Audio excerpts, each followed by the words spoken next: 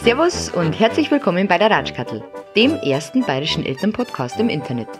Wir besprechen alles rund um die Themen Familie, Kinder, Be- und Erziehung. Ungeschönt ehrlich und mit einer Prise Humor berichten monatlich wechselnde Gäste über die Herausforderungen im Leben mit Kindern. Das Leben ist, gerade für Eltern, eben nicht immer Insta-like. Ihr könnt uns auf Spotify, iTunes und YouTube abonnieren und wenn es euch gefällt, dann lasst uns einen Like da und abonniert uns.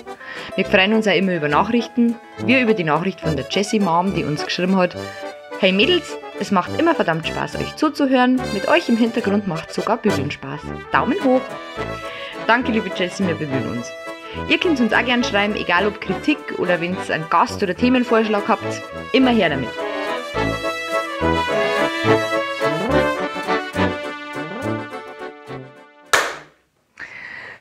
Es ist Freitag, der 26. Juli, Vormittag, die Sonne brennt wieder runter, es ist die Jahrhunderthitze.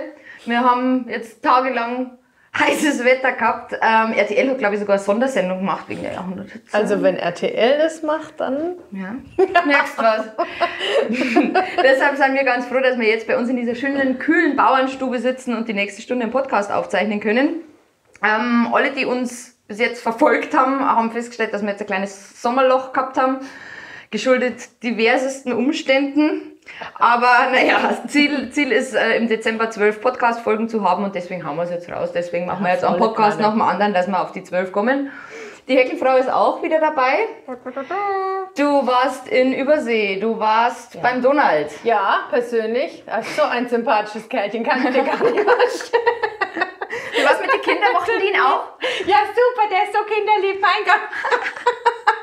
Du, ich muss das sagen, ich war in South Carolina, die sind voll Trump, ja, also volle Kanne. Du bist gehängt, wenn es nicht Ja, wahrscheinlich. Ja, genau. Wahrscheinlich, ja. Auf jeden Fall schön, dass du da bist. Und wir haben heute einen neuen Gast da. Wir sind ja nicht alleine. Der heutige Gast ist die Ratschkattel!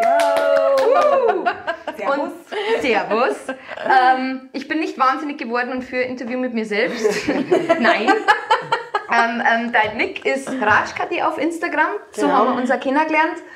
Ich habe irgendwann mal gesehen, der Ratschkattel gefällt ein Bild von dir und ich muss sagen, mein erstes Ding war, aha, wieso hat die meinen Namen? Die muss jetzt gleich ganz genau ausschauen, so ganz stutenbissig war ich. Aber du hast mir dann relativ kurz darauf total nett geschrieben und das war irgendwie, haben wir da so eine Verbindung gehabt und dann haben wir immer so Kindergeschichten ausgetauscht und so und das habe ich total nett gefunden. Und ich freue mich voll, dass du heute da bist, dass du die Zeit genommen hast und dass du offen bist für so einen Schmarrn. Immer für den Schmarrn, den Genau. ich gemacht habe. Und so habe ich die tatsächlich gefunden, weil ich ja eigentlich die Ratschkattel bin und sehen wollte, wer quasi meinen Namen geklaut hat. Ja, Was du ich auch war so, schneller. dann... Und dann habe ich mir das so angeschaut und habe mir gedacht, ja okay, die glaube ich hat genauso einen Dachschaden wie ich, das ist genehmigt. Wie gesagt, also ich hab's so nett gefunden, weil wie gesagt, mein erster Gedanke war so stutenbissig und da habe ich jetzt ganz ein schlechtes Gewissen. Ja, Ja, darfst du haben? Ja. Entschuldigung. Geh in die Ecke. Dass unsere Zuhörer auch wissen, wer du bist, stell dich ganz kurz vor, wenn Jawohl. das okay ist. Ja. Du bist Anfang 40, bist in einem Dorf in Oberbayern aufgewachsen, lebst jetzt im Münchner Umland. Du bist Single, alleinerziehende Mama von einem 16-jährigen Sohn. Du hast mir geschrieben mit Migrationshintergrund. Darf ich da nachfragen? Ja, klar. Wo liegen die Wurzeln deines Sohnes? Ja, erst einmal in Bayern, so ganz schön. Aber der Papa kommt aus dem Kosovo. Aus dem Kosovo. Genau. Okay. Redet der Bayerisch? Der Luis, ja, wieder, Gott sei Dank. Ich habe mich 2 Jahre lang geweigert, ihm zu antworten, wie er seine Preisenphase gehabt hat. Das ist mal konsequent. Und jetzt redet das Kind astreines Bayerisch. Ja. Kann ich dir meine Kinder schicken? Ich hätte ja auch so gern bayerischen Dialekt und keiner kann's hier, ja? Ja, genau. So viel dazu. Du arbeitest in der Notfallambulanz? Auch, ja. Auch und seit 18 Jahren beim Kinderarzt. Genau. Tja, krass. Da kommen wir später noch dazu, das ist ja ein Thema bei uns. Ja. Du bist Sneaker-Lover, Musik- und Konzertjunkie, lieber Bier als Prosecco. Du bist nervlich hart gezeichnet von Jahren ohne richtigen Schlaf dank Kind. Genervt von Lehrern und Schule, Verfechterin des Pragmatismus, Macherin und heimatlebend. Und du schreibst über dich selbst, du bist eine absolut bayerische Grantlerin und Meisterin der Zweideutigkeit. Boah, Stimmt, ja. super. Das ist ja durchweg positiv, ja? Ja. Also, voll. Schön. Ich wurde von meinem Mann gezwungen, dich zu fragen, du bist Sneaker-Lover und mein Mann ist auch Sneaker-Lover. Du hast das vielleicht gesehen. Ich hab ihm irgendwann mal gesagt, Schatz, ich finde es so unglaublich sexy, wenn der Mo handwerklich was baut und wenn der handwerklich einfach was kann. Und dann ist er in den Baumarkt gefahren und hat 35 Bredel gekauft und hat dann 20 geschnappt. Schau, das ist mir schon egal für meine Schuhe. Toll. Und ich muss dich fragen, wie viel Stück hast du? Also so Schuhe allgemein oder Turnschuhe? Also Ja, Sneaker. Du tragst gar nicht so viel. Ich glaube bloß so 10 Paar oder 15. 15 Paar. Aber ich muss sagen, unsere hängen schön an der Wand, weil wir haben die nämlich auf Skateboarden stehen. Ja, Thomas, wenn du das hörst, Wie geil ist das denn? ich glaube, wir werden jetzt dann umswitchen. Wenn er das hört, wird er das definitiv auch so Du, machen. ich fand die ganz nett, aber jetzt angenehme. Ja, aber ich bin schon mit Herzlaugen vorbeifahren an der Wand, ja. Also, Was ist kannst die deinem Mo Lieblingsmarke? sagen? Adidas. Adidas, Ja, bei Emma. Vans. Vans, das haben wir uns gemacht. Ja, doch, total. Ah, ja, schön. Schön, dass Schön, dass wir das Thema hatten. Du bist genervt von Lehrern und Schule. Warum? Oh Gott. Oh, das ist aber jetzt eine allgemeine große Frage. Ja, Ne? also ich glaube, ich war nicht so genervt, wenn ich ein Kind gehabt hätte, das gern in die Schule gegangen war. Aber mein Bub ist eingeschult worden und am zweiten Schultag hat er gesagt, ich muss da nochmal hin. Und das blieb uns 9 Jahre, diese Einstellung. Und es gibt halt wenig gute Lehrer, finde ich. Das stimmt, ja. Also wobei ich auch sagen muss, ein Land für die Lehrer, es gibt auch immer mehr schlimme Eltern. Also Ja, das ich möchte schon auch kein Lehrer nicht sein, aber gerade Jungs, finde ich, haben es in der Schule echt schwierig, weil die sitzen halt nicht so brav wie die Mädels. Die sind meistens nicht so konzentriert wie die Mädels. Und wenn dann von 15 Buben in der Klasse 12 eine Überweisung zum Ergotherapeuten kriegen, weil sie zu motorisch aktiv sind, da frage ich mich halt, da läuft halt irgendwas schief. Ja, echt Angst vor der Schulzeit, gell? Das muss ich ja ganz ehrlich sagen. Jetzt, wo wir letztes Mal... Ich habe jetzt schon 3 Jahre hinter mir. Du hast Geschichten auf Lager, du erzählst sowas. Ich habe überhaupt keine Lust auf Schule. Ja, das soll ja jetzt kein Schulbashing sein. Es gibt ja auch Mädchen oder es gibt ja auch Kinder, die sich da total wohlfühlen. Aber Hast bei du schon Jungs- mal eins gesehen? Ja, Mädchen. Mädchen. Mädchen, doch Ja? mehr Mädchen. Wirklich? Ja. Also die Mädchen, die ich kenne, die haben auch keinen Bock auf Schule. Schön. Also bei, Genau. bei uns in der Praxis, wenn du zu den Kindern fragst, Mei, jetzt gehen die Sommerferien los, freust dich schon, da gibt es tatsächlich Kinder, die sagen, nö. Echt, ja? Ja, also es gibt anscheinend wirklich ein paar Kinder, die wirklich gerne in die Schule gingen. Also ich bin auch gerne in die Schule gegangen, aber mein Bub hat es gehasst. Jeden Tag. Schön. Was hältst du von seinen Lehrern persönlich? Alle inkompetent. Nein, aber ich muss sagen, er hat die letzten 3 Jahre einen Klassenlehrer gehabt, er ist jetzt fertig mit der Schule. Und ich war die einzige Mutter, die sich nicht am Abschiedsgeschenk beteiligt hat. Das muss was Weil heißen. ich gesagt habe, ich bin ein Mensch, der gerade raus ist und ich bedanke mich nicht bei jemand, die mir absolut keinen Dank verpflichtet bin. Und ich habe dem einmal gesagt, ich habe wegen ihm meinen Anrufbeantworter abgeschaltet, weil ich es nicht mehr ertrage, jeden zweiten Tag einen Anruf von ihm auf dem Ding drauf zu haben, wenn du heimkommst. Und ich habe zu ihm auch gesagt, sage ich, mein Herr so und so, sage ich, es ist klar, Sie mögen mein Kind nicht, mein Kind mag Sie nicht, das sind Tatsachen. Ist halt so, ja. Sage ich, aber Sie sind der Erwachsene, sage ich, und Sie können sich nicht aufregen, wenn mein Sohn zurückmotzt, wenn Sie immer schreien anfangen. Sage ich, Sie sind der Erwachsene, sage ich, und von wem soll er das lernen, wenn nicht von einer. Wenn Sie sich schon anfangen, falsch zu verhalten, zieht das so nach und Ja. sage ich, ob es Ihnen gefällt oder nicht, Sie müssen noch ein Jahr aushalten mit meinem Kind und sage ich, für mich ist das, also war ganz Thema schlimm. durch. Echt? Totaler Ja, Choleriker. Starten wir mit einer erheiternden Geschichte. Aber wir haben ja jetzt Sommerferien. Der ist ja jetzt fertig. Ja, Was macht er jetzt? Maurer. Mauer! Das ist mal, die Welt braucht Handwerker. Schau. So schaut's aus. Das Toll. ist super, das ist richtig geil. Das ist ja stark. Das ist sehr cool. Ja, aber er schlaucht ihn brutal. Also es ist Ja, schon jetzt kein aktueller Zuckerschlecken. Grad, ne? Das ist ja Wahnsinn. Hat der jetzt gar keine Ferien mehr oder ist der schon länger dabei? Der hat jetzt dann Urlaub, weil wir nächste Woche auf ein Festival fahren. Das erste Mal mit Kind. Mama auf ein Festival, das ist ja auch geil. Nein, du musst sagen, wir sind 8 Weibsen, die da jetzt Jahr fahren. Und Gibt's davon mit? heuer fahren das erste Mal von uns alle die Kinder mit. Die sind jetzt alle zwischen 16 und 18. Familienausflug. Das ist geil. Die sind alle zwischen 16 und 18, die Kinder. Und meiner ist der einzigste Bub. Also er ist jetzt dann allein unter fast 20 Frauen. Ah, das ist ja, kann ja auch schön sein. Morgen, die, übermorgen, die. Ja, schön. Geil. Bevor wir mit dem ersten Thema starten, machen wir jetzt unsere Kategorie Mami-Fail der Woche. Was haben wir nicht dabei? Oh das nein, Xylophon. das Jetzt müssen wir singen. Mach deine Melodie. Da, da, da, da, da, da, da, da. Mami-Fail der Woche. Das wollten wir eigentlich im Xylophon Ja, machen. wir das haben, wär schöner ja, gewesen. aber wir Toll. haben, ja. So viel dazu. Schön. Nächstes Mal. Mami-Fail der Woche. Hast du einen Mami-Fail für uns? Da bin ich jetzt, ich hab Die den nimmt fast ihr nicht Kind mit gesehen. aufs Festival, ja? Ja, ich wollte gerade sagen, der ist 16, der ist nie daheim. Also ich sehe den fast nicht. Vielleicht irgendeine Geschichte aus, wie er noch klar war, was ein Fail war oder was die... Oder fangen wir mir mal an. Machen Fangt wir ihr mal so. oder Ja, mal sehen, okay. was für Richtung die steuert. Meiner war gerade letzte Woche. Das war super schön. Waren wir im Freibad. Und man ist ja meistens mit so 2 kleinen Kindern, wenn man dann zusammenpackt, die Taschen, man ist gestresst, die Kinder rennen rum, bababa. Und am Ausgang von diesem tollen neuen Freibad ist so eine Drehtür, ne, wo sich ja Kinder generell gerne umbringen.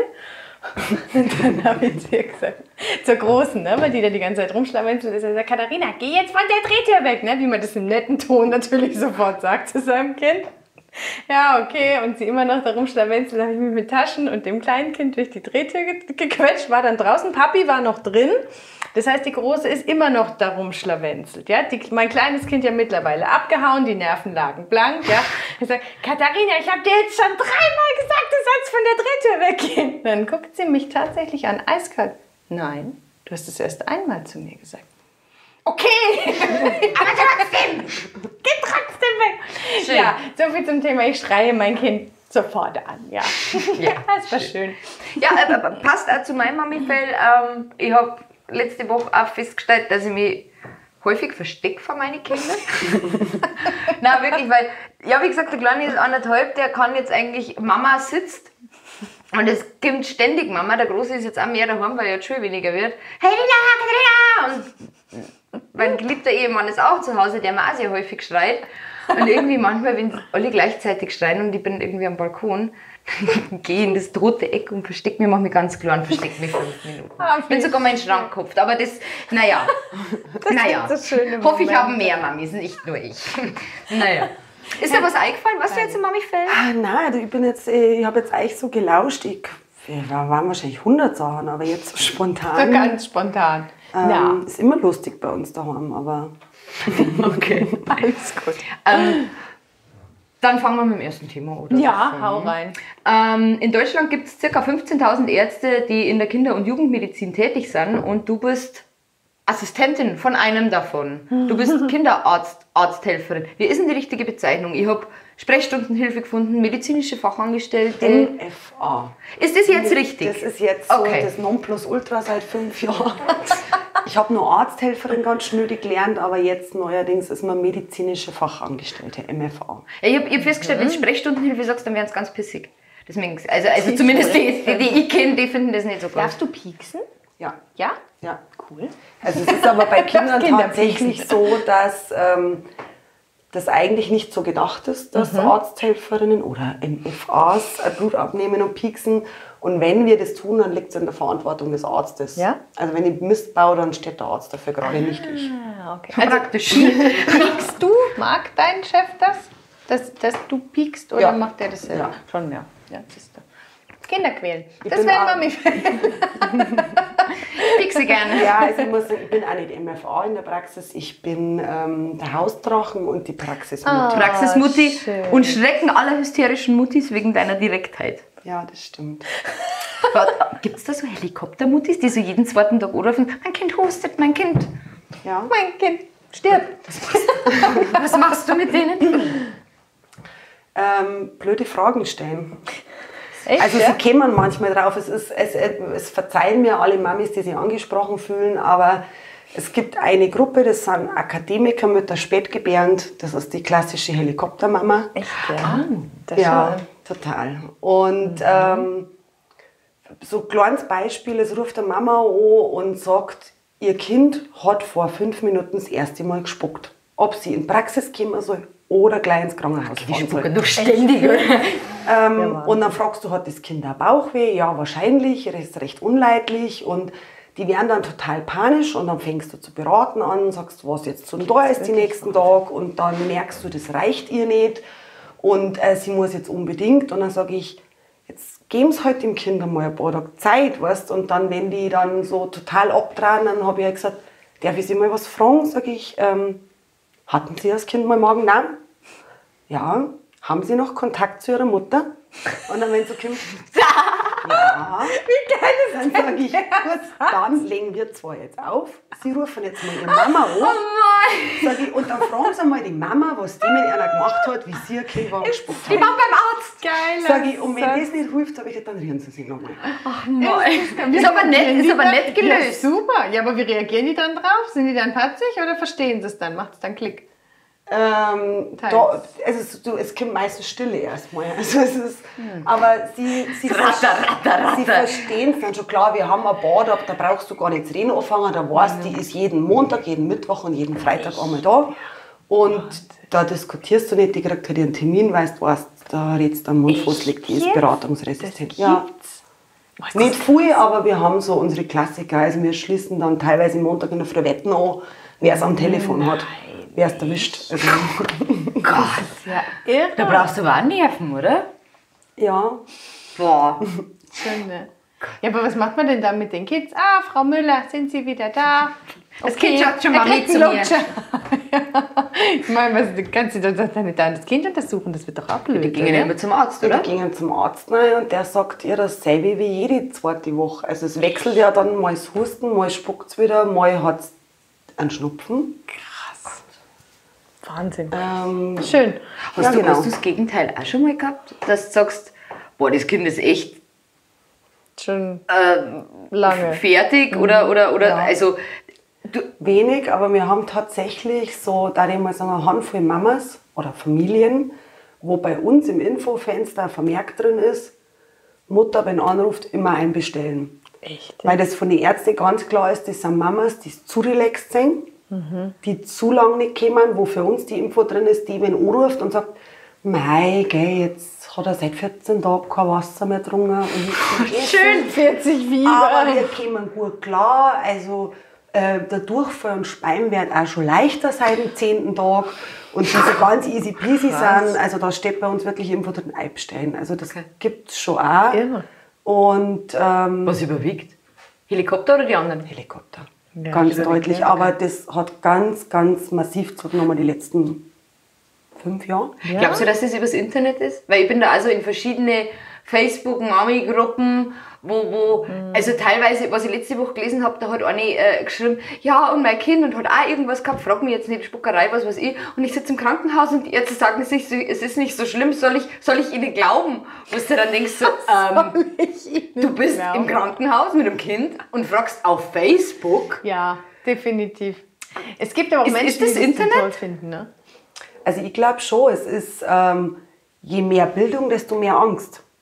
Also du siehst auch, je mehr du Infos hast, desto mehr hast du, über was du Sorgen machen kannst. Ja, das stimmt. Und du googelst das halt, du tauschst dich in Mami-Foren aus und keiner schreibt im Internet, mei, es ist so gut gelaufen, ganz easy, sondern jeder will seinen Frust loswerden und schreibt, wie schrecklich das war und wie schlimm das war und davon Gehirnhautentzündung, da landen die Horrorstories da drin. Und klar, da bin sogar ich nicht gefeit. Dann liest du irgendwas und denkst so, mein Gottes Willen. Gell? Ehrlich? Das nistet sich so ein im Kopf. Und es ist halt auch wirklich ganz deutlich sichtbar, je höher der Bildungsgrad, desto mehr Sorgen. Ja, das stimmt. Ja, aber diese Google-Dinge, das ist ja der Tod, gell? Ja, Meine Kleine hat, also die Große, die hat so mit den Wachstumsschmerzen zu tun, gell? Googelst du mal Wachstum, das ist alles. Das kann alles sein, also der Tod klopft an die Tür, gell? Ja, also, ihr habt wahrscheinlich dann schon mal ja, wahrscheinlich, ja. Also das ist Knochenkrebs. Das ist das Erste, was du liest, ohne Witz. Du liest nicht, das ist normal bei den Kindern in dem Alter, das kommt immer abends, kein Stress. Aber da kommt als erstes, also das kann wirklich ein Zeichen für Krebs sein. Ja, du hast Schön, als erster gut. Osteosarkom, Ja. das ist klar. Also, schön. Das ist schon, ja, googeln ist... Nein, aber ich sag selber, wenn du vom Fach bist und die über so Leid aufregst, Mama Herz, ich bin ein bisschen heiser, ich habe das seit Monaten, wenn ich feiern gehe oder so, dann ist die Stimme ganz weg. Und wir waren letztes Mal beim Campen und mir war langweilig. Ich saß da allein angerufen. und dann habe ich gegoogelt, sogar ich. Und dann kam mein Sohn, der war unten mit dem Surfbrett vom See, der kam rauf und dann sagte, was hast du denn gemacht? Dann sage ich, ja, ich habe jetzt mal ein bisschen so gegoogelt mit meinem ständigen Heisersein. Und sagt er, und was? Und ich so, ich habe Kehlkopfkrebs. Ja, schön, was sonst? Schön. ja, das ist Google. Dr. Google weiß alles. Das stimmt Ja. allerdings. Ja, irre. Du machst es seit 18 Jahren. Du hast einen 16-jährigen Sohn. Hat sich das stark geändert, seitdem du ein Kind gekriegt hast und die Arbeit machst? Oder ist das alles gleich geblieben? Nein, hat sich total geändert. Wenn wir zum Beispiel Säuglinge haben, wo wir Blutabnahmen am Kopf machen, dann warne ich jetzt mit. Ist es heute noch so? Oder ist das, Also es war ganz schlimm, so das erste Jahr war ich daheim, aber so die ersten Male wieder nach dem Arbeiten angefangen, habe ich eigentlich bei jedem Kind, das gewarnt hat, beim Blutabnehmen habe ich mitgewarnt. Mein Gott. Und jetzt Das ist für die Mutter auch geil gewesen. Wieso weinen sie? Wieso weint die so? Ja, was im Auge. Nein, und jetzt ist wirklich so, ich finde das auch ganz interessant, das merkt auch mein Bub, wir haben ja eine Fachrichtung auch, wir haben Kinder neurologisch auch und wir haben einige sehr kranke Kinder. Und da kriegst du es halt leider immer wieder mal mit, dass ein Kind verstirbt oder dass die Kinder von uns eine Diagnose kriegen, dass ihr Kind sterben wird. Und sowas nimmt mich halt brutal mit. Und da, wenn ich halt heimkomme, hat mein Bub irgendwann einmal gesagt, Mama, hast du halt was Schlimmes erfahren in der Praxis? Echt? Und dann habe ich gesagt, warum? Dann hat er gesagt, das merkt man da immer total an. Dann sage ich, weil, da schau ich gerade Gänsehaut. Jeder fängt hier gleich. Weil er gesagt hat, normalerweise kommst du heim und ich fange an, du Mama, baba. Und du sagst, meine Güte, lass mich hinsetzen, lass mir 5 Minuten mal Ruhe. Darf ich durchschnaufen? Darf ich mir die Schuhe ausziehen? Sagt dann, an solchen Tagen kommst du heim, der erste Weg ist ins Kinderzimmer, du nimmst mir in den Arm und sagst, wie war dein Tag? Gott, ja, Weil du kommst halt, weil du kommst halt heim und bist so dankbar für dein gesundes Kind. Ja, Wahnsinn. Und das sind so Tage, die nehmen mir echt brutal Das mit. glaube ich. Ja, Oh Gott, das Siehst war du, ja gar nichts schon für wieder mich. ich wollte eben sagen, Ausschlusskriterium, kein Job für mich, viel zu nah am Wasser gebaut, geht nicht. Aber ich Keine finde, Chance. also, ja, das ist jetzt kein Vergleich, aber generell mit Kindern wirst du ja viel weicher. Also, Ja, wenn du sowieso, Kinder kriegst, ja. ich habe allein Filme. Mein Mann hört sehr gerne Podcasts auch an. Und der hat jetzt irgendwie so eine Verbrechensreihe, wo immer so Verbrechen mit Kindern drin sind. Sag ich, kannst du das bitte Ja, das packst du ausmachen? nicht, gell? Ich Ja. pack das nicht. Das Ja. ist also ganz schlimm. Und früher war ich Splatterfilme, Metalfilme, alles Weißt du, hab wo ich geschaut. ich war das früher mit Büchern. Ich habe dir alles so, gerade diese krassen Bücher, ja, wo keine Ahnung, ja, so Romane mit Blutgemetzel, keine Ahnung was, aber gut geschrieben, das kann ich nicht mehr lesen. Also Steh sobald du total Mutti drauf. bist, vielleicht kommt es wieder. Vielleicht wird mir irgendwann abgehandelt. Irgendwann Aber bist du aktuell auch kann ich wieder das da, nicht mehr. Kinder. Dann kann ich das nicht mehr, nee. Ja, siehst du? Dann habe ich noch eine Frage. Es gibt ja ab 2020 Masernimpfpflicht in allen Kitas und Schulen. Du bist jemand, der sie auskennt. Was sagst denn du Großes dazu? Thema gerade. Mein Kind ist geimpft. Ich bin nicht für alle Impfungen, aber für viele. Aber ich finde die Impfpflicht scheiße. Muss ich ganz klar sagen. Also ich bin da total Weil es ein dagegen. Zwang ist oder warum? Ja, weil immer mehr, ich meine, Deutschland ist sowieso so ein Bürokratenstaat und die werden halt immer mehr vorgeschrieben. Und die Eltern, die es am lautesten schreien, da denke ich mir immer, ja, wenn dein Kind geimpft ist, dann kann ja deinem nichts passieren. Und dann, klar, ist immer diese Diskussion, ja, aber wenn du ein chronisches krankes Kind hast, das nicht geimpft werden kann und das wäre, also ich finde, Das ist die Diskussion, okay? ja, weil die Eltern halt sagen, es gibt halt Kinder, die können aus irgendwelchen Gründen nicht geimpft werden, aber das sind wirklich... Das ist ja nicht. Also Ich kenn die keinen, Regel, Hast du alles oder es gibt ja diese, was halt der Arzt immer sagt, das impfen wir. Ja. Hast du das alles gemacht oder hast du bei manchen auch gesagt, nein, das mache ich nicht? Ich habe zum Beispiel Hepatitis nicht geimpft. Das habe ich ihn erst jetzt impfen lassen, weil ich gesagt habe, ich gehe davon aus, dass ich so eine Mama bin, die nicht ihr Kind so lange alleine lässt, dass er genug Zeit hat, in einer Hecken zum Graben, sie da Spritzen zum Schnappen von irgendeinem Junkie. Mir war es wichtig, vor dem ersten Sex braucht der Bub Hepatitis-Impfung. Aber ich wollte halt, wie er klar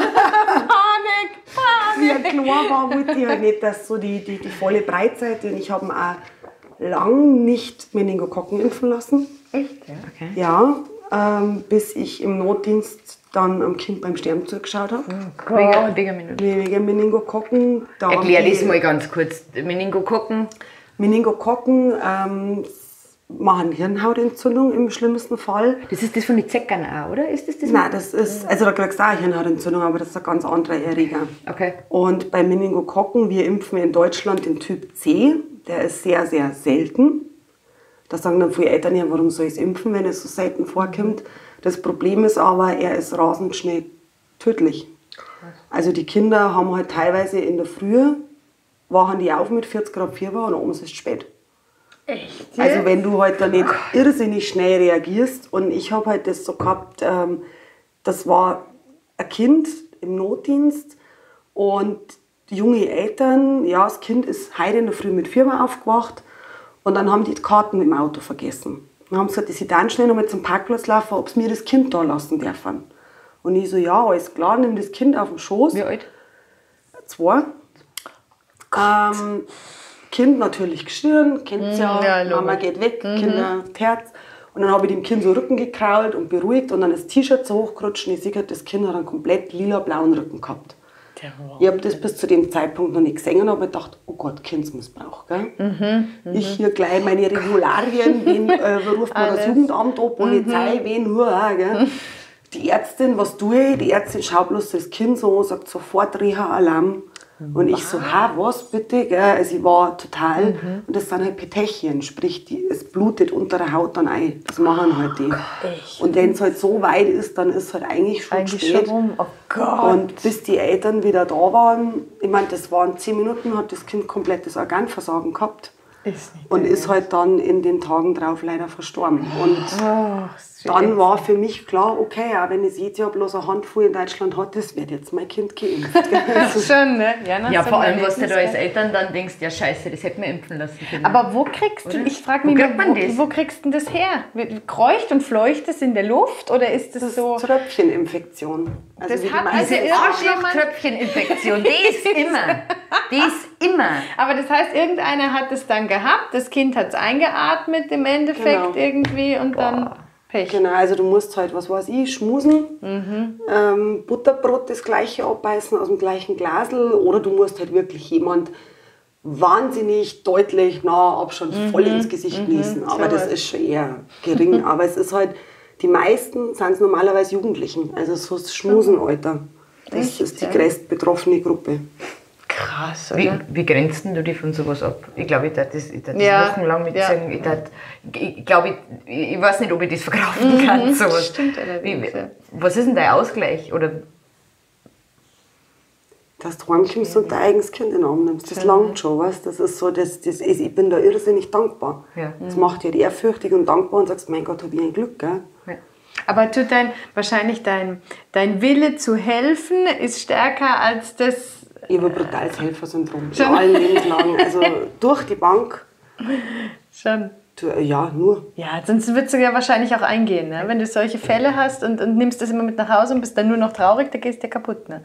Also Nein, und es ist halt auch, Das es ist ja sind halt schöne auch teilweise, Momente. ja total, meine Kinder sind super, das ist ja auch lustig, aber wir haben mal eine Mama gehabt, die haben schwer krankes Kind gehabt von Geburt und die hat eine Karten vorbeigebracht, Todesanzeige vom Kind. Die wollte uns halt verzeihen, dass das Kind jetzt halt am Wochenende verstorben ist und ich wollte es nicht so genau sagen, aus Respekt vor der Mama, aber die war sehr sarkastisch, diese Todesanzeige. Und vor allem, es war das Mackie-Logo drauf, also McDonald's. Da war ich dann schon so leicht irritiert. Und so O-Ton war halt eigentlich, dass jetzt bei Mackie gefeiert wird. Und ich muss ganz fürchterlich dumm geschaut haben. Und die Mama hat mich dann angeschaut und dann habe ich gesagt, mei, es tut mir jetzt total leid, ich weiß gar nicht, wie ich reagieren soll. Ich sage, aber die Karten, ich komme jetzt gerade nicht klar damit. Und dann hat Mama gesagt, die haben halt auch gesunde Kinder. Und dann hat sie gesagt, wissen Sie was, das haben meine Kinder sind zusammengeguckt und die haben das ausgemacht, dass wenn er stirbt, gehen wir zum McDonalds und machen wir eine Party. Oh Gott, Wir gehen halt da ganz selten hin, hat sie gesagt. Und das war halt für die ein Anlass zum Feiern für meine Kinder. Und das haben sie ausgemacht mit ihm so. Sagt's. Und dann hat sie gesagt, ich weiß, dass das für andere Leute jetzt echt strange ausschaut, hat sie gesagt, aber bei mir haben das halt Kinder so beschlossen, sagt, und was ich auch bewegend fand, und da habe ich lange drüber nachgedacht, die hat gesagt, wissen Sie, es ist auch ein Stück weit Erleichterung, hat sie gesagt. Weil jetzt sind endlich meine anderen Kinder dran. Ja, das hat sie gesagt. Okay. Sagt, das können Leute, die nie betroffen waren, nicht verstehen. Klar trauern wir um unser Kind, aber wir haben gewusst, dass es zu Ende geht, sagt und es ist ein Stück weit Erleichterung, hat sie gesagt. Und jetzt fixst es ja auch nicht mehr leiden, wenn es jetzt irgendwie... Reißt du dich mal zusammen. Entschuldigung. Ich bin sehr emotional. Ja, es ist, sage ich, das nicht leicht, aber sowas ist halt dann auch wieder schön, weißt, in dem Ganzen, wo du sagst, die Familie hat sich damit auseinandergesetzt und die feiern das jetzt. Jetzt sind die Kleiner dran, weißt? Jetzt ist die Aufmerksamkeit für die da. Und, du musst ja weitermachen. Denk mir das einmal, also wenn du noch Kinder hast, du musst ja. Du kannst dich ja jetzt nicht in dein Schneckenhaus setzen, das geht ja gar nicht. Du musst ja weitermachen. Ja, krass. Schweres Thema, schwere Kost. Irgendwie noch was. Hast du noch eine schöne Geschichte, irgendwas zum Lachen mit Kindern? Oder? Ja. Wir haben letztes Mal ein Mädel da gehabt, die war geistig behindert. Und ich habe EKG bei der schreiben müssen. Und dann, ich habe mir gedacht, ich kann noch gar nicht reden. Und dann habe ich das EKG bei ihr geschrieben.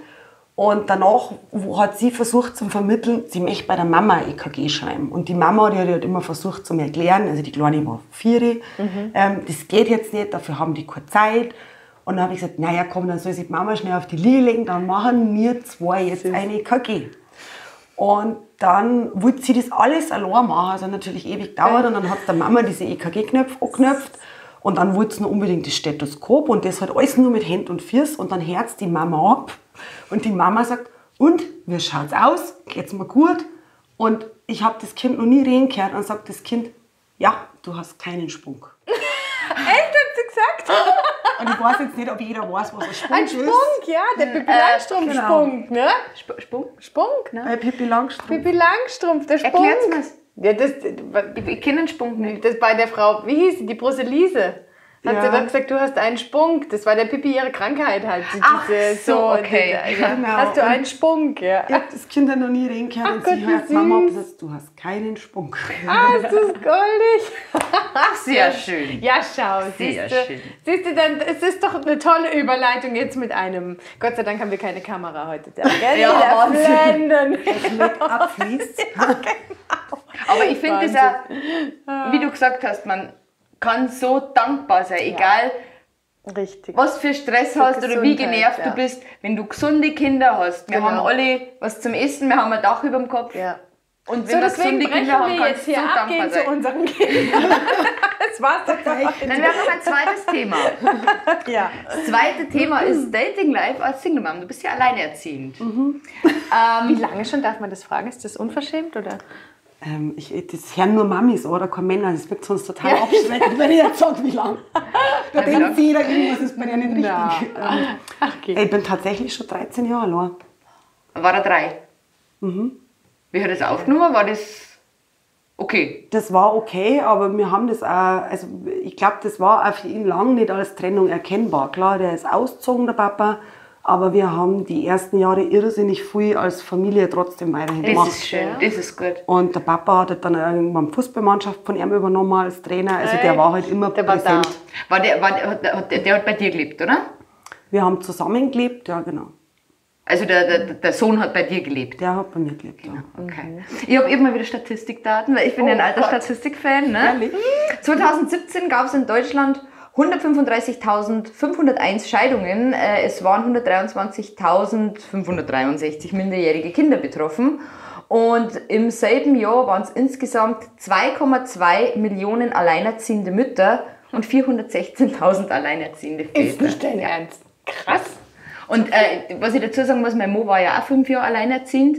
Und was mich da immer so ein bisschen langweilt, also er hat das super gemacht und alles toll, aber bei ihm war es immer so, mei, und der mit dem Bub und so toll und ja, er ist ja jetzt auch nicht unattraktiv und jede Frau, mei, und alleinerziehend, ganzes Haus.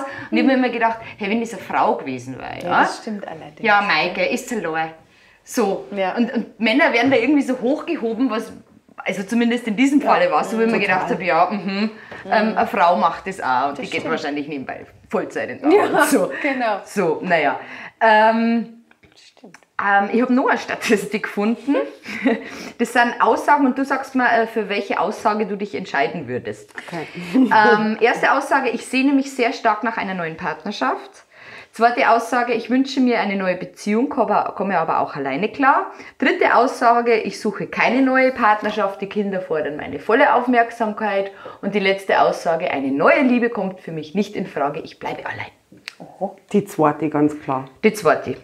Ich wünsche mir eine neue Beziehung, ich hätte gerne einen. komme aber auch alleine klar. Ja, das ist ja 63% aller Alleinerziehenden sagen das. Echt? Ja. Wo vermisst du den Partner am meisten? Oder denkt man sich, ach, ich brauche einen. Ich habe ja bloß gesagt, ich habe keine Beziehung. Gut, dass ich jetzt nicht filmen. Das wird rausgeschnitten, das können wir alles hier. Alles. Können wir. Wo vermisst du ihn am meisten, genau? Ich glaube wirklich so Alltagsblödsinn. Ich meine, ich habe einen ganz, ganz wahnsinnigen, tollen Freundeskreis, also besten Mädels überhaupt um mich herum. Ich gehe ja, wie gesagt, viel auf Konzerte. Es ist jetzt nicht so, dass ich sage, mir ist langweilig in meiner Freizeit. Aber ja, so Alltagsmist. Also, Ich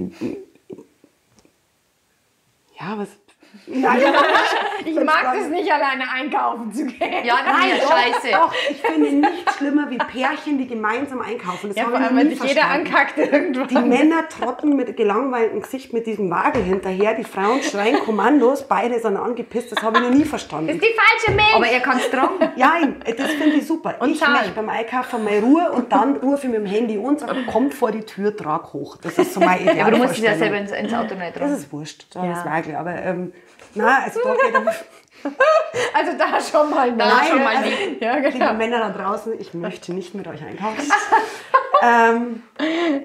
Nein, wirklich so Alltagsding, wo ich mir denke, ich schaue total gerne Actionfilme. Ja, habe ich irgendeine Freundin, die Actionfilme mit mir schaut? Nein, wir schauen immer Komödien und Romantik, was einfach wieder mal mit einem Kerl einen guten Film anschauen. Auf der Bruce Straße. Willis, Ja, genau. Oder Brüllen die ins Hormone. Kino gehe oder mich nicht selber am Grill hinstellen müssen. Weißt? Ich campe ja ganz viel, dass du sagst, ich mache einmal die klassische Rollenverteilung. Ich schnippe Salat, mach du den Grill. Weißt du, so Alltagskäse, das fällt mir. Aber so beziehungstechnisch hat sich jetzt in der ganzen Zeit einfach nichts entwickelt oder du hast keine Zeit gehabt oder Ist das Kind auch? Also ich muss Schuld? sagen, Sag's ruhig. Ja, nein, ist ja bei also, vielen. Stimmt. nein, also ich muss sagen, ich habe 9 Jahre habe ich keine Männer gesehen. Wirklich nicht. Ich war Vollzeitmama. Ich war in jedem scheiß Elternbeirat, in jedem Fußballvorstand. Ich habe sämtliche Weihnachtsfeiern und sonst was organisiert. Ich war Mama und ich habe keine Männer gesehen. Ich habe sie nicht gesehen. Und irgendwann habe ich mir dann gedacht, hoppala, da fällt was.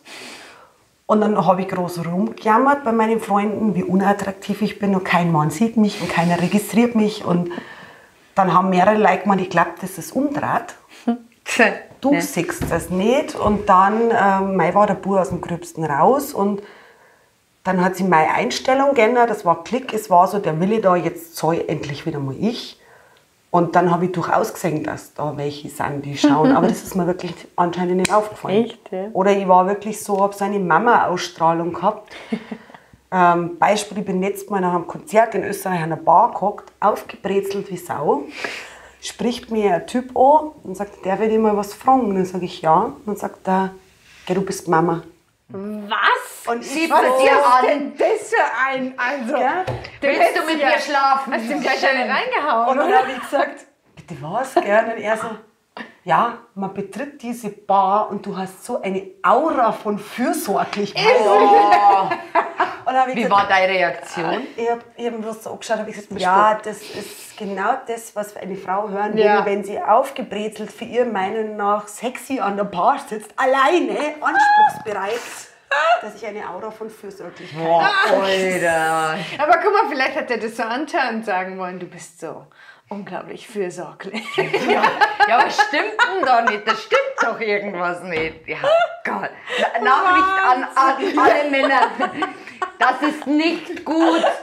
Nein. Du bist so fürsorglich. Wie geil ist das? Und sowas versuche ich mir halt dann immer als Kompliment schön zu reden. Unglaublich. Ja, Und man denkt, ja, es ist ja... Bist du online auch unterwegs? Ich habe nämlich festgestellt, dass es unglaublich viele Plattformen für Alleinerziehende gibt. Also nur für Alleinerziehende. Echt jetzt? Ja, gibt's. Nein, also Das ist ja aber auch nicht blöd, ne? ja, obwohl, nein, das war, also ich muss sagen, ich war die klassische Tinder-Tante lang, bis vor kurzem. Echt, ja? Echt? Ja, ich war Tinderin. Erzähl mich doch mal. Wie die Geier, gell, diese verheirateten blöden Weiber. Dein Leben ist viel schöner und spannender. Da habe ich einen guten. Ja, bitte. Tinder.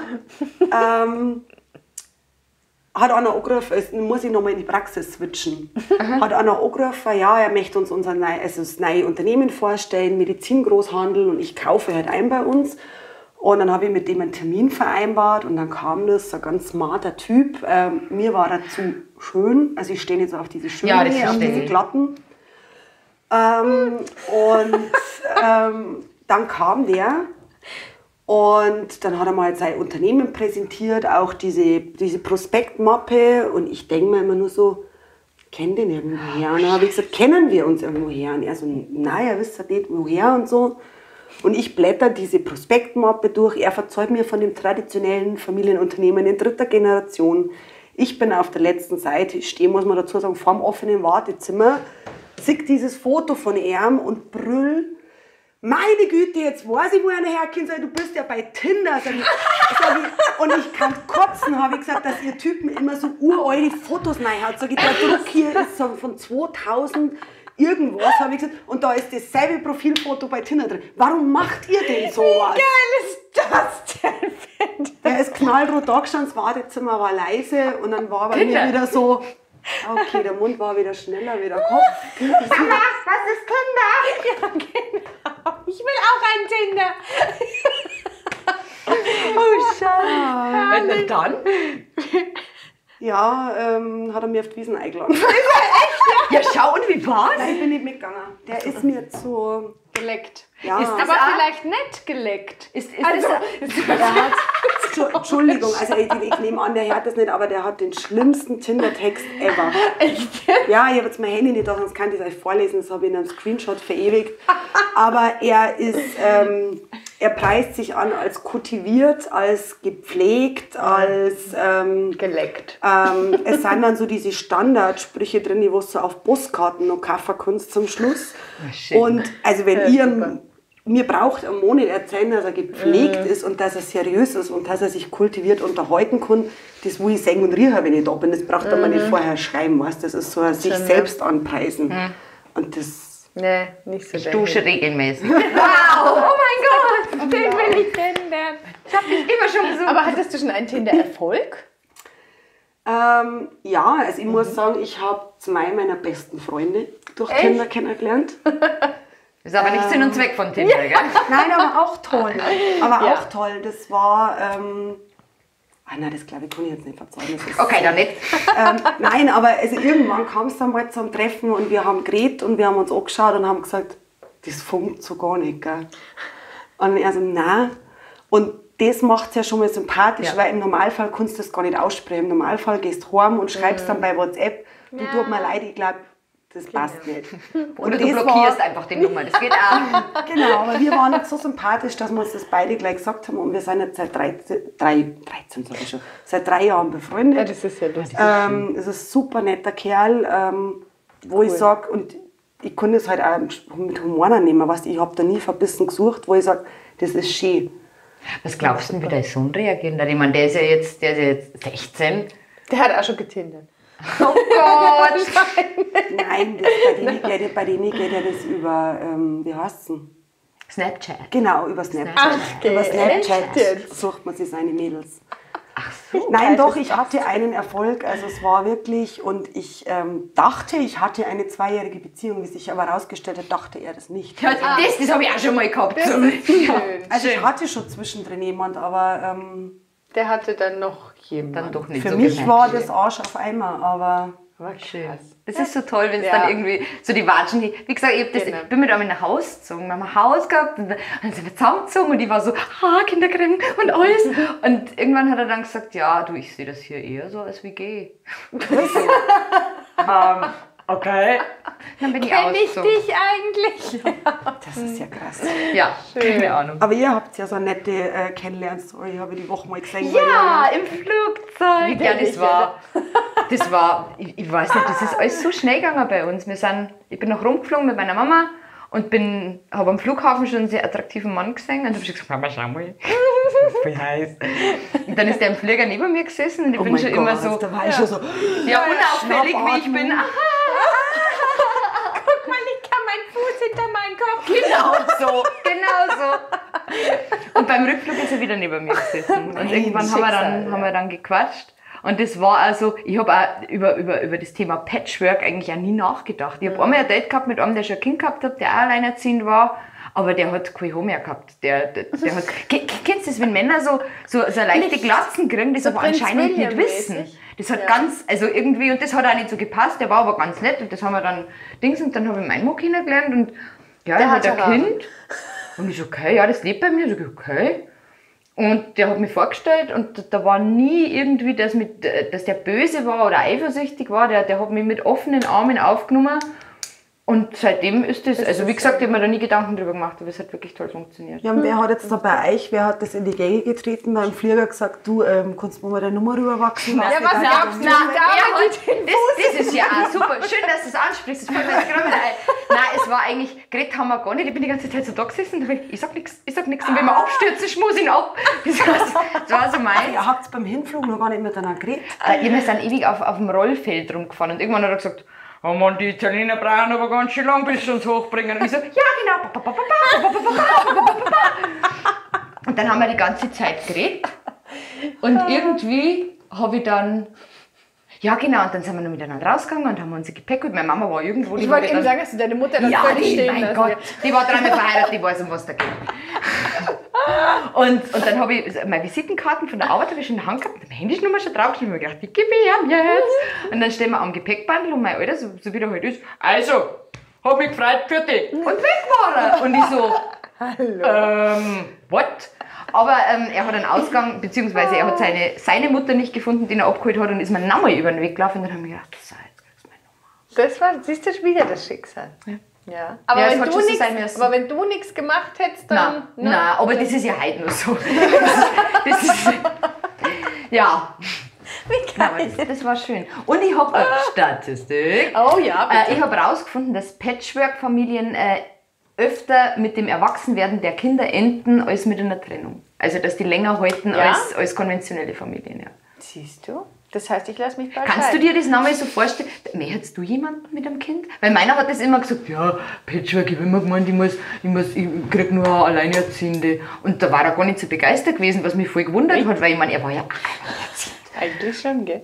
Also ich kenne das von ganz vielen Männern, die sagen, sie mehr hatten keine Frau mit Kind, krass, gell? die aber selber schon Kinder haben, weil sie sagen, Männer sagen, sie können ein fremdes Kind nicht so lieben, wollen es auch gar nicht. Also ich hätte jetzt ein totales Problem, wenn ich jemanden kennenlernen darf, der sich da so meint, er muss sich da die Vaterrolle Ja aufspielen. gut, aber dann ist er ja schon so groß. Genau, aber auch die letzten Jahre, also war für mich gar nicht gegangen. Das war für mich so No-Go, weil mein Kind hat einen Papa, Punkt. Wenn Ja. sie der aber nicht gut versteht oder meint, er ist arschig zu meinem Kind, ist er weg. Ja. Ja, Egal wie alt er ist, das geht nicht. Und ich finde immer, ich brauche keinen alleinerziehenden Papa, aber ich finde es immer angenehmer, wenn einer selber Kinder hatte. Weil der dann weiß, gut, jetzt wie gesagt, meiner ist aus dem Groben raus, aber der weiß halt dann, mein Kind wird mal krank oder hat einen schlechten Tag und ich kann halt nicht sofort oder ich sage kurzfristiger ab. Also mir war es immer lieber und ich muss auch sagen, wir sind Männer suspekt, die keine Kinder mengen. Ja, Ja, das ist auch komisch. Ja. Es Das gibt ist ja auch welche, die komisch. so ganz gegen Kinder sind und Ja, stehen das immer, ist wir wissen da drauf. Ja, Das ist Ja. komisch. Das ist wie wenn man keine Hunde mag. Ist das? Ja, stimmt, Anschana, genau, toller Vergleich. Aber du bist auch verheiratet. Aber ich Mit so lasse einem mich ja, statistisch lasse ich mich ja mal scheiden. Ja. Also du hast noch kein Patchwork, du bist nur so die Ich Originalbesetzung. habe Ganz original, alles original, alles aus erster Hand. Du bist die Vorzeigemami hier Ja, quasi. genau. Ich mache das jetzt mal so durch und guck mal, was passiert. Ja, aber das ist Schauen schön, wir haben einfach jetzt alle mal. 3 Modelle hier sitzen. Ja. Richtig, genau. Ja, Jetzt schließen wir Wetten ab, wer als erstes untergeht. Mein Gott! Was schreibst du da nebenbei auf? Anschana darf nicht mehr zum Podcast kommen, oder? Nein, Was das geht dich das gar nichts bekommen? an. Ja, ist okay. Ist Das war jetzt recht. wahrscheinlich der Wetteinsatz. Ja, wahrscheinlich. Sie hat schon ein Jahr notiert von einer Scheidung. Oh ja, komm, das tun wir in eine Kiste und dann schauen wir. Mein Gott, hast du Mein die How I Met Gott, Your Mother gesehen? Bis an Seriosität hier Ja, wieder. Entschuldigung. Jeder, der das tut, wird dann wieder sagen, dieses Gegacker ist ja schrecklich. Ja. Ach, geh. Was ich noch fragen wollte, alleinerziehend. Ich bin auch mit einer alleinerziehenden Mama aufgewachsen und wir waren so komplett am Dorf. Also richtig Dorf. Und die hat da schon ihr Stigmata gehabt. Das war halt die Alleinerziehende. Echt? Ja. Ja. Boah, krass. Doch. Und da ich ja sehr wild war in meiner Jugend, hat man das natürlich dann auf das geschoben. Schön. Hast du das auch schon mal... So Stempel? Kriegt man da so einen Stempel? Ich weiß nicht. Also mein Vater hat an Allerheiligen, ich nenne das immer Schaulaufen Allerheiligen. Ja, Weil Allerheiligen, da fährst du Groblaufen. heim, da fährst du heim zum Groblaufen, genau. Und wir haben 2 Gräber auf dem Friedhof und wir sind halt dann, mit meinem Vater bin ich zum anderen Grab rüber und dann haben wir halt auch irgendwelche Bekannten aus dem Dorf und ja, grüß Gott, und dann sagt der Vater, geh, das ist ja eine Kleine, gell? Und dann sagt der Vater, ja, das ist meine Kleine, ist jetzt die endlich verheiratet, hat die Haus gebaut. Und was sagt mein Vater? Dann sagt er, nein, das wird nichts mehr mit der. Aber das war ja schon immer so. Ich meine, wir anderen in der Familie, wir haben ja alle den ersten Freund, die erste Freundin geheiratet, aber meine Tochter ist ja eher so, die hat immer Karteikästen geführt. Und ich so, Am Grab Allerheiligen! und ich so, Papa! Und dann sage ich so, Entschuldigung, weißt du, wie lange ich allein bin? Stehe hier. Ach so, ja, nein, ich habe ja jetzt eher so geredet, so von 15 bis 20. Boah. Und dann ich so, Papa, so schlimm war ich auch nicht, gell? Und dann hat er gesagt, ja, aber dass du noch mal heiratest, das wird sicher nichts mehr. Dann sage ich, nein, das wird halt nichts mehr. Darfst Sag du ich, noch mal heiraten? Ich wollte nie. Warst du noch nie verheiratet? Nein, ich wollte nie. Du lebst den Traum. Aber schau, wenn der Prinz jetzt morgen kommt und den Nein. Kniefall macht. Nein? Nein. Wirklich Nein. nicht? Nein. Nein, Da schau an. macht mir absolute Fluchtpanik. Echt, ja? Bist du ein Fluchttier, wenn es ums Heiraten geht? Ja, ich Der bin Traum aller Männer. Also, oder?